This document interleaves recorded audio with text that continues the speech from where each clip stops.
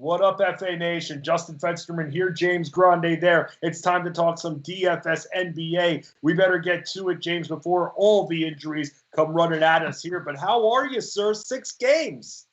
Yeah, nice little slate, Fancy. I'm good. I hope you're doing well. All in the same, and 6 to 9 nice games. In that is in my wheelhouse. So I'm ready to talk some basketball.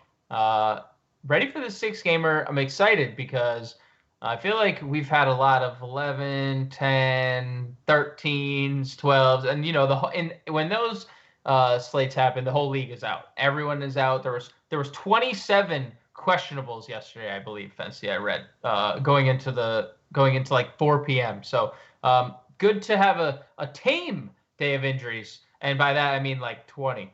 So. Yeah, I was like, tame. Let me tell you what tame is all about here on a short slate. No James Harden. Jason Tatum's out. Domantas Sabonis still out. Not only will Kemba Walker miss this game, but he'll miss at least one additional game as well, dealing with an oblique injury. John Wall not only out for this game, but he's out for the rest of the year. Gordon Hayward is out. LaMelo Ball's still out. Chris Boucher is out. Miles Turner is out. Robert Williams as well. Malik Beasley, Eric Gordon, Gary Trent Jr., Bruce Brown, Goga Bitadze, Malik Monk, Kent Bazemore, Sterling Brown, DJ Augustine, Damian Lee, Nick Claxton, Eric Pascal. And then let's start with the Mavs with all the questionables that we have here. Luka Doncic is questionable. Kristaps Porzingis is doubtful. Dorian Finney-Smith is questionable. Josh Richardson is doubtful. Maxi Kleba is questionable, and so is J.J. Redick. And then from the Pacers, Jeremy Lamb is a game-time decision, and then Tony Bradley is questionable with an ankle injury. I miss anything, Grandino? Not that I heard. Fancy and ready to hop into Ray Kuhn's playbook here. Ray Kuhn. All right, let's start with the high-price point guards here, Grande. Who are you looking at? Because for me, let me just say this, and you can catch it in my starting 5 at fantasyalarm.com. One of my favorite shows, an underrated show, was Malcolm in the Middle, my friend. And as long as the Pacers front court is out, how don't I go with Malcolm Brogdon against this sad, defenseless Portland backcourt? Yeah, I completely agree. And he's probably my favorite point guard per dollar of the slate. And he goes for 50 fantasy points the last time out. It would have been probably 60 if that game didn't turn into a blowout. If Orlando could have kept it competitive at all, we're talking about 6, 7, 8 extra minutes out of Brogdon and 10 for 17 from the floor, triple double in sight. He's been tremendous lately. 48 fantasy points per game over his last 5. So I'm completely with you. That's if we're not spending up all the way over 10K. Steph Curry would be the guy for me if so. He's still on this historic run. He's cooked Dallas twice this year, not just once. I tweeted out the picture, can get these Nuggets to go? Well, same thing applies here. Can we get these Mavericks to go, even though obviously Mavericks aren't a food, so it doesn't apply. But you get the gist here if you do. Not really, but it's okay, Jake. You know what, Fancy? Everyone else does. It doesn't matter if you don't. Everyone else does. Okay? Nice try, JG. But effort, my friend. Any other point cards you like when going down to the mid-tier? I mean, when looking at maybe in the 6, 7K range here, how do you feel about Kyle Lowry? Because Kyrie Irving is no defender, let me tell you. Yeah, and you know what's interesting? I was actually just kind of looking at the standings today, Fensty, and it was interesting to me because the Raptors, as poorly as they've played and as injured as they've been, and are only one game out of the play-in tournament. So, it doesn't surprise me to see their guys back playing heavy minutes, and I fully expect that to continue on. So, yeah, I think Kyle Lowry is in a great spot. I think he's a great price tag across the industry. Too cheap, to be quite honest. I mean, this is a guy we're considering paying $8K for most of the year. It's a good pace matchup, Brooklyn, a bottom 10 defense. So I think Kyle Lowry stands out as one of the better mid-tier plays. I think, honestly, playing on FanDuel, you don't really need to go lower than Lowry. You could just plug Brogdon, Lowry in and move on to the other positions, and I think you're going to be very happy with the results there. Yeah, I will say this, though, speaking of the Pacers, something that John and Pemba, our esteemed producer and managing editor of FantasyAlarm.com, said to me a little bit before, look at Edmund Sumner. And he's also in Ray's playbook at FantasyAlarm.com, DFS NBA playbook here. The last couple of nights, I mean, he's been scoring in the 20s. They need some kind of help. They're down a lot of guys. He's been playing in the 30s in both of those games. Is that someone that you're liking tonight? I mean, kind of good after 2 games there, Grande. Yeah, I mean, on FanDuel, he's a point guard. On DraftKings, of course, shooting guard, small forward, which is more of his position, at least what he's playing in Indiana, especially with McConnell and Brogdon handling all of the point guard duties.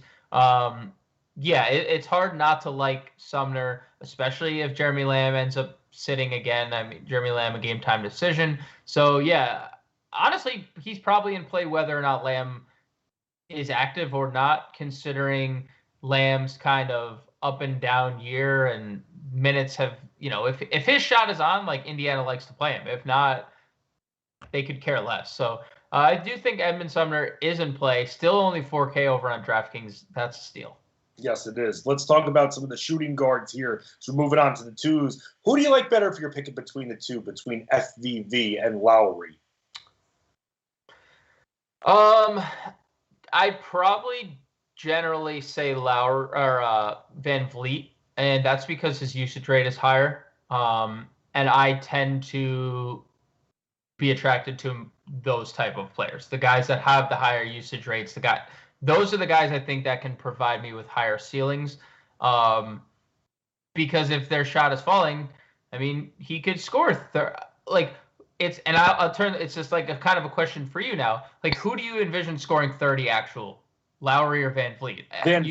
Every day of the week, right? I mean, on a very rare occasion would somebody actually say Lowry, and on a very rare occasion would that happen? And that comes back to just Van Vliet's offensive, shot first mentality, where Lowry is looking to get others involved. So I think Van Vliet is very good in all facets of the game. I'm just saying he is a higher usage player than Lowry. So I would lean Van Vliet. But, because of that fact that Lowry, is kind of a double-double threat, I think you could get away with playing both, do a little game stack. I don't think that's the worst idea. But if you are just picking one, I'd lead Fred Van Vliet. How do you feel about D'Lo heading into this matchup against Houston? I mean, strong price point, strong spot. We were told a few games ago that he was clear for the 30 minutes. He didn't. We were all pissed off about it. And now the last 2 games, he's exceeded 30 minutes and sub 7K. I mean, come on, bro. This is a given here at this point. Cash it up, right, Grande? Yeah, this is actually probably one of my favorite plays on a per dollar basis of the entire slate. $6,300, Fancy, on DraftKings. Going up against Houston, as we know, they're hurt, they're injured, they're battered. And like you mentioned, he's playing 30 minutes, and not just playing 30 minutes. He did that against Utah 2 games in a row, and he put up 23 and 27 actual points against one of the most stout units defensively in the game, that I think that we all recognize. So I think it's very hard to ignore everything pointing to D'Lo. Probably one of my favorite plays of the slate. Not afraid to go there in any format. Cash tournaments. I mean, look at the 53, 32, 38, 42 fantasy points last 4 games. One of those which 25 minutes. So give D'Lo the time, any amount of time. He's going to take a lot of shots. He's going to fill it up. D'Lo to the moon here, Fensty. Yep. Also, by the way, I'm in on the Charlotte guards because, as I've said before, the area that you can catch Milwaukee, there are a few areas. There are 2 areas in particular. Number one, on the low block, if you get Giannis out of position. The other one is you get their guards. And so with that, I feel like both Rozier and Graham are in play tonight. And Graham is at such a nice price point, $5,700 on FanDuel. What do you think of the Charlotte guards? Yeah, I mean, I think Graham, we finally got kind of a ceiling type outing from him last time out, 42 fantasy points against Boston. We haven't seen that pretty much all year. John is a stan of Devontae Graham bars, and he played him a lot earlier in the year and was very frustrated, and it didn't pay off, and it finally did. So I can get behind it. It is a good price point. I will always lean Rozier for upside, though. Like, if I want upside, I'm going Terry Rozier because this guy has found his groove with this Charlotte team this year. It was a really weird year last year. This year, Terry Rozier has been great. He's been great without Gordon Hayward and LaMelo. The assists have been there. The scoring's been there. He's been a good rebounder. So for upside Rozier, I think a little safety play would be Graham, especially because we're only looking for 30 or so fantasy points out of Graham based on his price tag. So I like Rozier for upside and Graham for the safer, like cash, maybe not cash, but like single entry tournaments as well. I mean, let's talk about this situation as we move on to small forwards, because in Ray Kuhn's playbook, both of these guys are in it. And this was something that I was struggling with when making the starting five on the site earlier. And that was, do I go after Kevin Durant with the 8,300 price point in mind, but specifically tell you guys that 9,700 might be a little too steep? Or do I just say, screw it, and we go with the amazing amount of usage that Jaylen Brown is going to get tonight? And that's where I ask you, Grande, because, I mean, is it a given on FanDuel? I mean, on DraftKings, it's a $100 price difference. You're going to go on DraftKings Brown over Durant, right? It's tough, and I get it. I 100% understand. Anyone that wants to play Jaylen Brown, use him as, maybe he is a cash game staple, period. Jaylen Brown, 100%. And I think he's an elite tournament play. But from the tournament side of things, right, just take your cash game hat off and put your tournament cap on. When we see something like draft forecast percentage, right, Jaylen Brown is arguably going to be the highest owned play of the slate. You're right. And I think he is going to be a great play. And this is not me crapping on Jaylen Brown or anyone that wants to play in Jaylen Brown, because, again, one of the best plays of the slate. But Kevin Durant isn't one of the best plays of the slate. He is one of the best players in basketball, right? I mean, dude, whether or not he's coming off the bench, he gave us the minutes. The price tag is crazy. 8,300. Like, look, like you said, FanDuel foregone conclusion, we're playing Jaylen Brown. I don't think there's any question about it. DraftKings, though, 8,300. You will not see Kevin Durant at this price again all year long. Bro, honestly, bro, with DraftKings, I'm trying to get both these guys. You can play both. 100% agree. And it's something that you pointed out at point guard, and I'll just circle back quickly. I think it's a great point. Who is your top point guard of the slate, Fency? Mine is Brogdon. Right.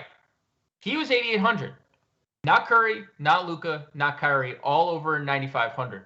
You could, if you wanted, start your builds with Brogdon and then get Durant and get Brown. Fortunately for us, Durant on DraftKings is a power forward, right? So it's not even a clash of positions there. On FanDuel, it is. And I don't think we're going to pass on Jaylen Brown at 8,100 to go to Durant at 97.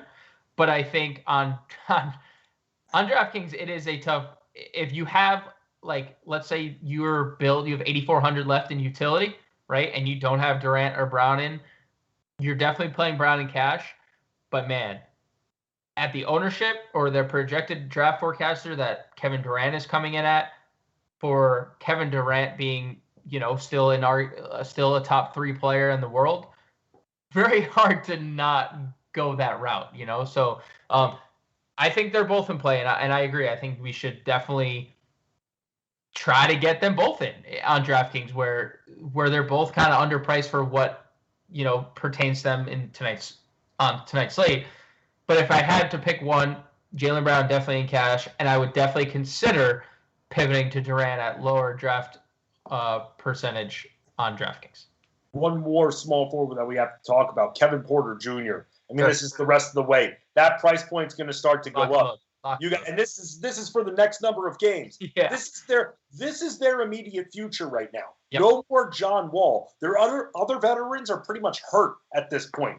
This guy, like you said, Grande, is a complete lock and load. So I'm with you on that. 5,600 on FanDuel, that's criminal, Grande. Yeah, we're not gonna see this again. Knowing that John Wall's out for the rest of the year, and now that Porter's fully healthy, we're not getting this price tag again. I can guarantee it. And Fetsy, I mean, like, it's crazy to me. And I know there was off the floor issues, but like Houston took such a low, like this was such a low risk, high reward trade. Like, I just want to, like, I know we're only 20 or so games into the era of Kevin Porter, but like, what a steal. Like Cleveland, I know, again, off the court issues, I get it. They gave up on him so quickly. The dude is 20 years old. He is 20. Like, and he was like, I can't go any further. You're making me not want to sell my Kevin Porter Top Shot moment. So stop. You shouldn't. Keep it forever. Hold that baby tight. Sleep with it under your pillow virtually because it's on your computer. Oh, let's talk about power forwards here before I get into a laughing fit. Because who do you like at the position tonight? Because, again, and this falls into a nice price break area, Christian Wood, who we all know is a center, Christian Wood being a power forward. I mean, come on, man. 8K and sub 8K, that's a tremendous price point against Minnesota of all teams. Yeah, I mean, Christian Wood is definitely a fantastic tournament play. And I don't love him in cash games because I think he's been pretty volatile at times, especially lately. And I know John Wall's been in some of these games, but he hasn't also. I mean, Christian Wood, 51, 28, 37, 47, 20, 54. That's his fantasy points in the last 6 games. Like, very roller coaster ride. It's a roller coaster ride with Christian Wood. And that's fine for tournaments, right? I love Christian Wood for tournaments. The ownership or the draft forecaster suggests he's going to be very highly owned. And that's fine. But that's on FanDuel. On DraftKings, nobody's playing Christian Wood. Fensty, I don't know, man. That's a great tournament play that no one's going to be on because we're looking for 40 for 5X. And I just mentioned 3 times in the last 6 games he's given us 50. But he's also given us below 30, right? So that's where the volatility comes in. That's where the high ceiling, low floor for me is tournament based only. It's also a really good position. Power forward has been, I just want to put it out there, really good lately. I just want to throw that out there. Such a strong position tonight. Yeah, it is. I mean, does it make you feel the pressure to pay for Giannis still? No, it doesn't. It doesn't. And I think, like, what's wrong with Draymond Green with Porzingis likely sitting?